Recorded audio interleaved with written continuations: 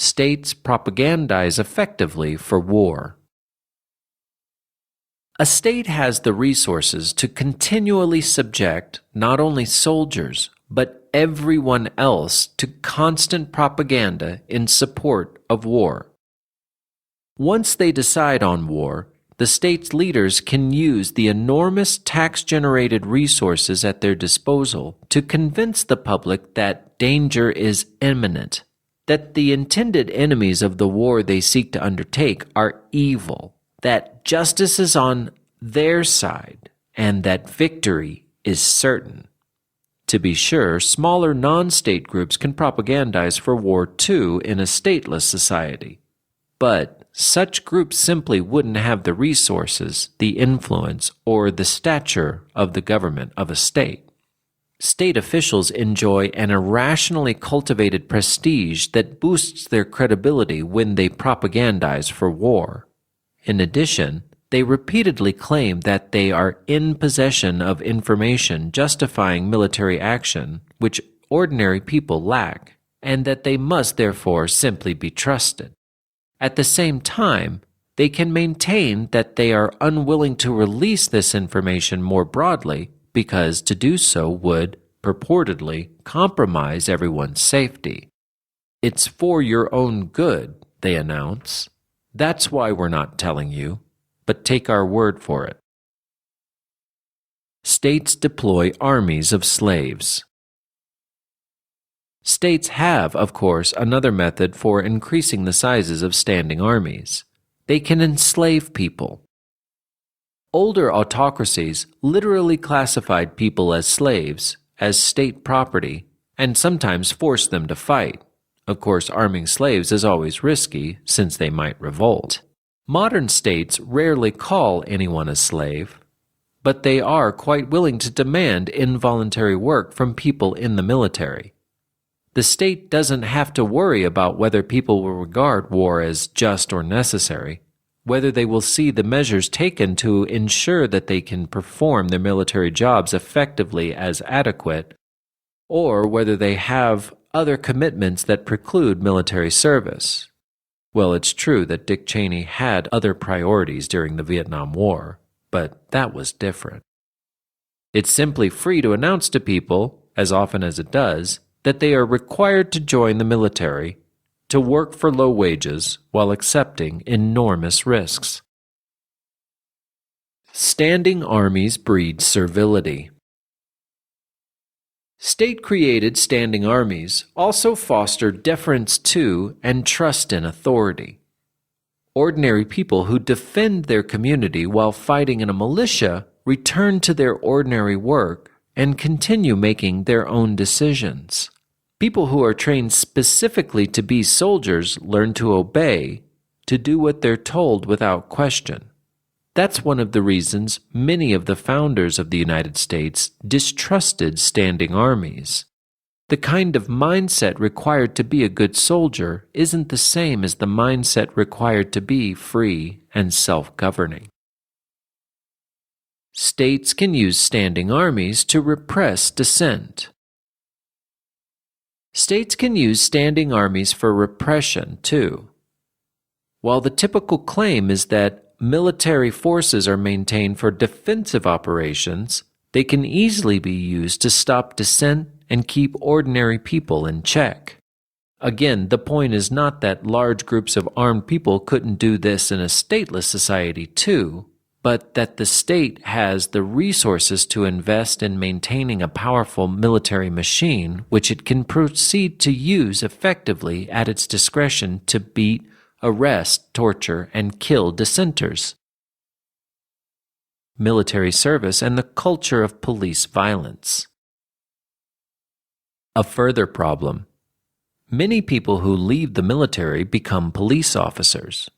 I don't suppose that there's any automatic connection between being on active duty or being a reservist and becoming a violent and abusive cop. But it's too easy for cops to treat ordinary people like enemies, and some kinds of military experiences can reinforce this tendency.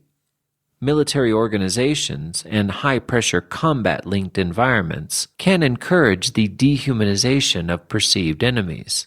And people bring their histories with them into civilian life. That doesn't mean at all that military service turns everyone into a violent thug. My dad served in World War II and posed, so far as I know, no threat to his neighbors when he returned. I don't fear for my life around my friends with military records.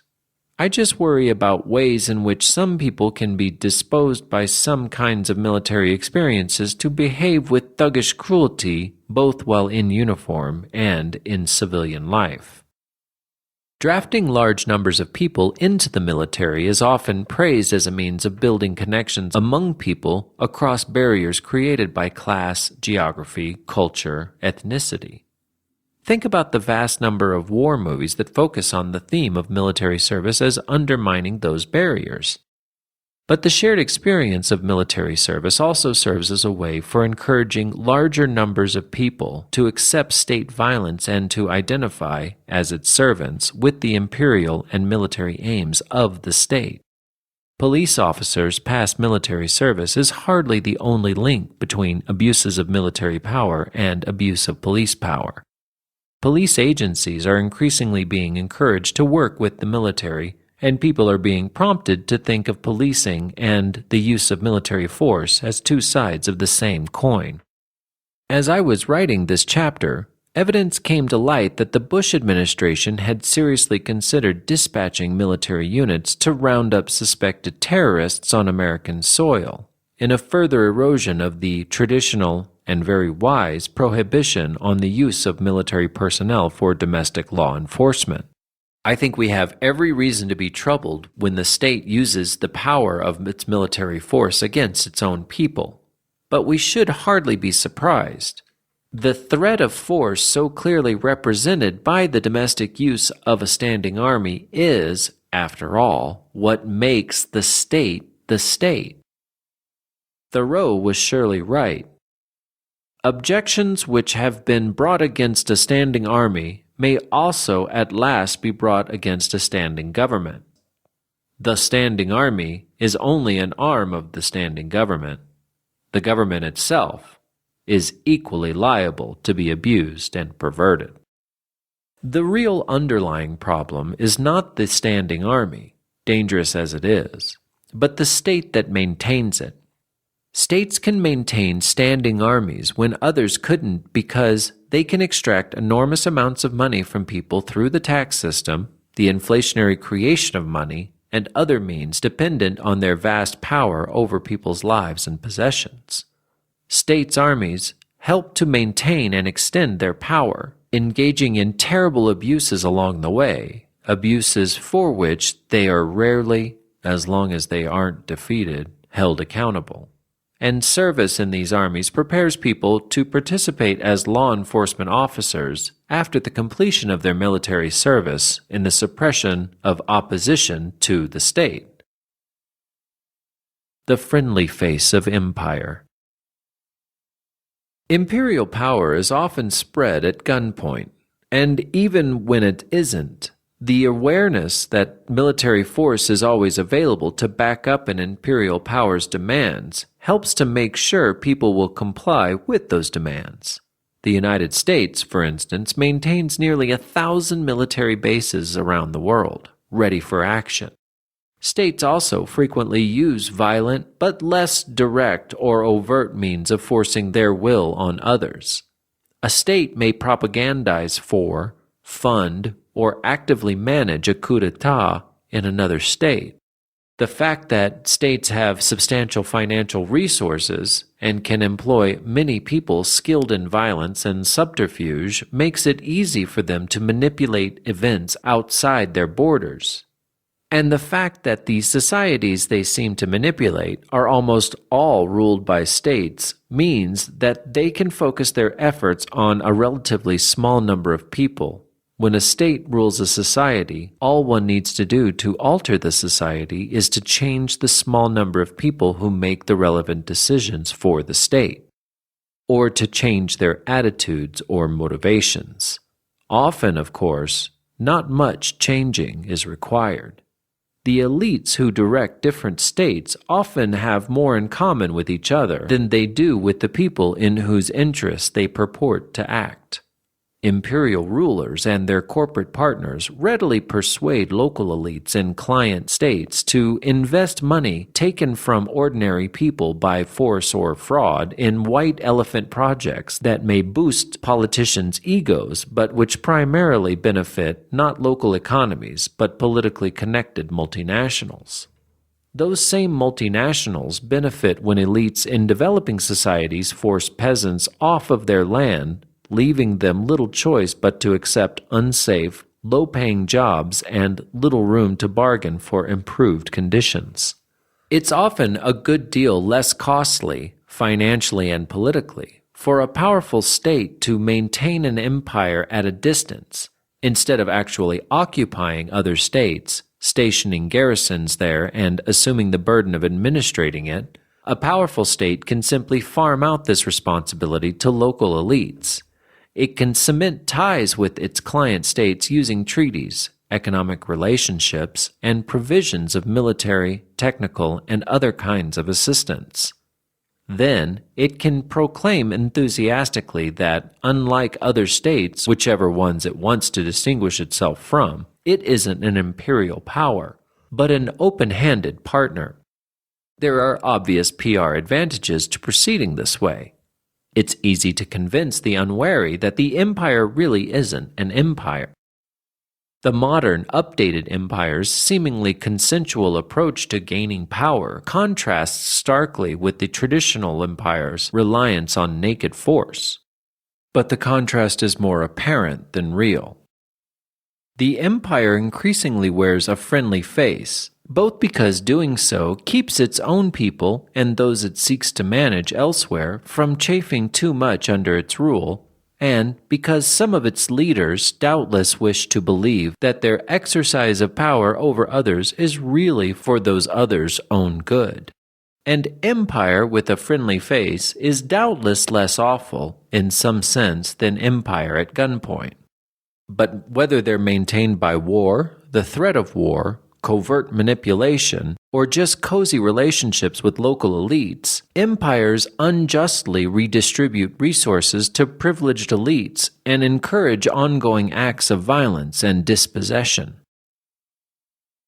Choosing the state or choosing peace. States kill and maim and destroy. The human capacity for violence is magnified, glorified, and protected from criticism by the state's military machine.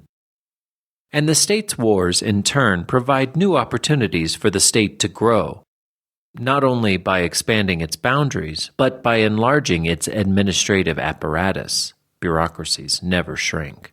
And the scope of its control over the people who inhabit the territory it claims. The permanent military forces only a state could afford to maintain instill fear at home and abroad and train people for obedience to arbitrary masters. And diplomatic and economic power, still backed by force and exercised in tandem with the economic elites who are the state's cronies, enable the imperial state to exercise influence beyond its borders inexpensively, and while maintaining the illusion of amiability.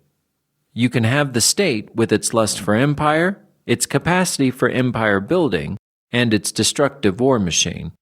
Or you can have anarchy. People in a stateless society aren't likely to be more virtuous than people in today's world of warring states. But they will at least lack the opportunities for war and imperial expansion, and the structural incentives to engage in both created by the existence of states. Without the state, there will still doubtless be acts of violence. However, without tax-funded standing armies and all the other resources states bring to bear, the destructive potential of human violence will be significantly reduced. And without state control mechanisms to capture in war, the incentive for large-scale violence will be importantly diminished. Anarchy doesn't offer utopia, but it does offer more peace and safety than the state.